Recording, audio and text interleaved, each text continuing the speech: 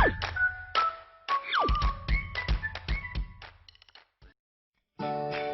adik-adik, Assalamualaikum warahmatullahi wabarakatuh.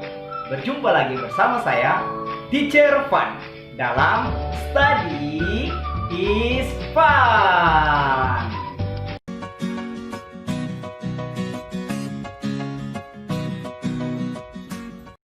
Adik, apa kabar semuanya? Insya Allah kalian dan Pak Guru semua dalam keadaan sehat walafiat. Amin. Nah adik-adik, penasaran kan apa yang akan kita pelajari hari ini? Nah adik-adik, hari ini kita akan masih mempelajari tema 1, subtema 1, dan pembelajaran 2. Nah adik-adik, sebelum kita belajar, marilah kita berdoa agar apa yang kita lakukan hari ini dapat bernilai ibadah. Nah adik-adik, mari berdoa sesuai dengan agama dan kepercayaan kita masing-masing. Berdoa dimulai. Berdoa selesai. Adik-adik, apa yang menjadi tujuan pembelajaran kita hari ini? Yang pertama, adik-adik setelah membaca cerita atau menyimak cerita nanti akan Pak Guru berikan, adik-adik mampu menemukan 3 contoh pelaksanaan sila ke-1 dan kedua dari sila Pancasila dalam kehidupan sehari-hari dengan benar. Yang kedua, adik-adik mampu menerapkan 2 kegiatan yang sesuai ya dengan sila ke-1 dan kedua dari sila Pancasila dalam kehidupan sehari-hari dengan benar. Dan yang ketiga, setelah adik-adik mengamati berbagai contoh patung Nusantara, adik-adik mampu menyebutkan ya berbagai patung dan cara pembuatannya serta keterampilan yang dibutuhkan. Oke adik-adik, kita akan mulai. Selamat menyaksikan. Menjenguk teman yang sakit. Di hari libur, Lani dan teman-temannya merencanakan untuk berkumpul di rumah Edo. Mereka berencana membuat minuman dari jahe. Ya, mereka mengolah jahe menjadi minuman sehat dan segar. Namun, alangkah kagetnya Lani, Udin, Siti, Dayu, dan Beni. Edo ternyata sedang sakit. Ia batuk dan demam. Edo terbaring di tempat tidur. Mereka akhirnya bersepakat membuat wedang jahe untuk Edo. Di belakang rumah Edo banyak tanaman jahe. Edo sangat senang. Persahabatan mereka sangat indah. Mereka memiliki latar belakang yang berbeda. Namun, semangat tolong-menolong di antara mereka sangat tinggi. Tadi kalian telah mendengarkan atau menyimak cerita tentang menjenguk teman yang sakit. Nah, sekarang bagaimana pendapat kalian tentang teman-teman Edo? Nah, tulislah pendapat kalian itu di kolom berikut ini. Nah, kolom ini ada di buku siswa pada halaman 23. Adik-adik, dari cerita yang telah kalian simak tadi, nah, kalian bisa lihat ya bahwa sikap dari teman-teman Edo itu sangat baik dan perlu dicontohi. Mereka tanpa melihat latar belakang, mereka mau menjenguk dan membantu temannya yang lagi sakit. Nah adik-adik, sikap teman-teman Edo ini sesuai dengan nilai-nilai yang ada pada Pancasila ya. Nah masih ingat tentu dengan Pancasila ya? Oke, kalian pasti masih ingat. Pancasila adalah merupakan dasar negara Republik Indonesia. Nah, apa saja bunyi Pancasila? Nah, pasti kalian sudah tahu. Bunyi sila Pancasila yang pertama, ketuhanan yang Maha Esa. Yang kedua, kemanusiaan yang adil dan beradab. Ketiga, persatuan Indonesia. Yang keempat, kerakyatan yang dipimpin oleh hikmat kebijaksanaan dalam permusyawaratan perwakilan. Dan yang kelima, keadilan sosial bagi seluruh rakyat Indonesia.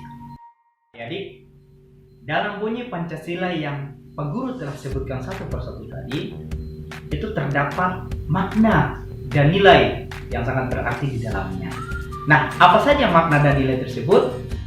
Adik-adik, sila pertama pada Pancasila mengandung makna bahwa bangsa Indonesia bertakwa kepada Tuhan Yang Maha Esa.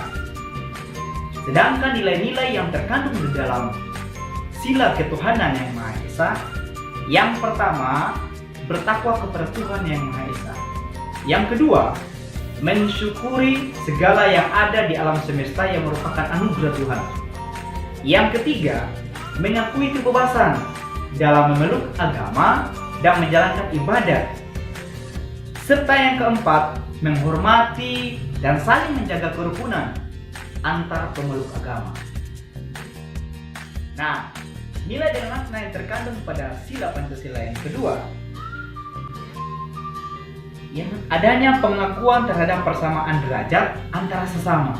Nah, nilai-nilai yang terkandung dalam sila kemanusiaan yang adil dan beradab ini sebagai berikut ya. 1. Mengakui persamaan derajat antara sesama manusia. Kedua, mengakui persamaan hak dan kewajiban antar warga negara. Yang ketiga, mengembangkan sikap tenggang rasa. Yang keempat, saling menyayangi sesama manusia. Dan yang kelima, gemar melakukan kegiatan kemanusiaan. Jadi tentunya kalian sudah paham ya bahwa nilai-nilai yang terkandung dalam Pancasila. Nah, adik-adik perhatikan gambar berikut. Nah, gambar berikut ini adik-adik, ini sesuai dengan nilai-nilai yang terkandung dalam sila ke-1 dan sila ke-2. Nah, adik-adik, setelah kalian mengamati gambar berikut, nah tugas kalian menuliskan nomor gambar pada tabel berikut ya, sesuai dengan pengelompokan. Mana perilaku yang sesuai dengan sila ke-1 dan mana perilaku yang sesuai dengan sila ke-2. Oke adik-adik. Nah adik-adik, membantu teman yang sakit itu merupakan salah satu pelaksanaan dari sila kedua dalam Pancasila. Nah, bagaimana kalau sila pertama? Nah, kalau boleh contohkan ya, sila pertama seperti kita merawat tanaman. Kenapa? Karena merawat tanaman itu merupakan salah satu perwujudan rasa syukur kita kepada Tuhan yang Maha Esa. Nah, telah memberikan tanaman sebagai sumber kehidupan dan sahabat bagi manusia. Nah, manfaat tanaman pasti adik-adik sudah tahu. Nah, tapi ingat bahwa manfaat tanaman bukan hanya pada buah dan bunga saja. Bagian lain tanaman itu dapat dimanfaatkan oleh penduduk di Indonesia. Contohnya seperti kayu. Kayu ini dapat dimanfaatkan sebagai karya seni. Tahukah kalian? Karya seni rupa itu terdiri atas karya seni 2 dimensi dan 3 dimensi. Karya seni 2 dimensi contohnya lukisan dan batik. Sedangkan karya seni 3 dimensi contohnya patung. Nah adik-adik, mengapa patung termasuk karya seni 3 dimensi? Karena patung itu memiliki panjang, lebar, dan tinggi ya, sehingga dia bisa dapat dilihat dari segala arah. Nah adik-adik, patung ini merupakan karya seni 3 dimensi yang meniru bentuk manusia, hewan, tumbuhan, dan lain-lain. Jadi perhatikan gambar patung berikut ini. Nah, patung-patung ini adalah merupakan patung yang terdapat di negara kita di Indonesia. Nah, tentunya ada beberapa patung yang terdapat di daerah kita sendiri, Provinsi Gorontalo. Adik-adik, dari patung yang kalian amati tadi, ya, pasti kalian penasaran, apa sih bahan untuk membuat patung? Nah, adik-adik, perlu kalian ketahui ya, bahwa dalam membuat patung itu bisa menggunakan bahan lunak, bisa juga menggunakan bahan keras. Nah, contohnya menggunakan bahan lunak itu seperti menggunakan tanah liat, lilin, sabun, dan plastisin. Sedangkan menggunakan bahan keras itu bisa dari kayu dan juga bisa dari batu dan lain-lain. Kita tahu kan bahan-bahannya dalam membuat patung. Nah sekarang, bagaimana cara membuatnya? Nah adik-adik, dalam membuat patung itu terdapat beberapa teknik. Yang pertama ada yang namanya teknik butsir. Nah teknik butsir ini biasanya dibuat dengan menggunakan bahan yang lunak, seperti Pak Guru sudah sebutkan tadi bahan-bahan lunaknya. Nah sedangkan Bisa juga menggunakan dengan cara atau dengan teknik dipahat, ya. Nah, ini tentunya digunakan pada bahan-bahan yang keras. Oke, sekarang perhatikan video tentang proses pembuatan patung berikut ini. Assalamualaikum teman-teman, hari ini kita akan membuat patung dari plastisin. Berikut bahan-bahannya.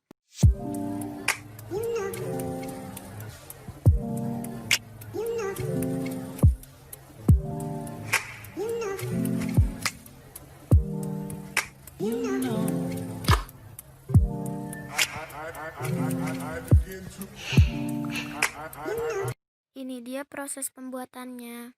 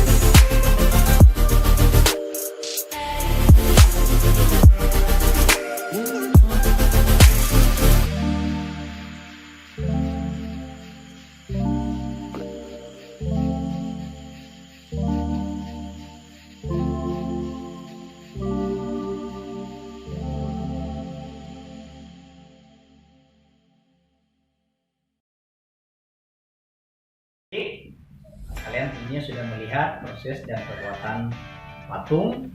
Nah, sekarang perhatikan tugas berikut yang akan kalian kerjakan di rumah.